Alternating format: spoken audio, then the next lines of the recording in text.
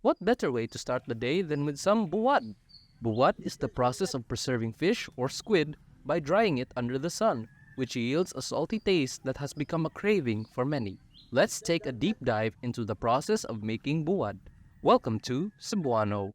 Buwad is mostly preserved fish that's dried under the heat of the sun. There's a whole process before turning a fish into a salty delicacy that's best paired with some eggs and rice. In Cebu, the coastal town of Bantayan is known for making its buwad products and is now a reliable source of livelihood for women fisherfolk in the community.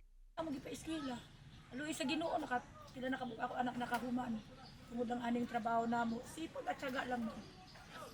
Ugasan ni Buwad. Tapos kada adlaw na ay mag-harvest na amo. Ang daghan na amo ma-deliver sa kuan kanang tabuan pero kung bukasa sa tubig. Tapos na ay gamay konting asin. Din ibuwan. The process of turning fish into buwad starts with descaling the fish, slicing it open, removing the innards, soaking it in water mixed with salt, and finally placing them in an area to dry under the sun.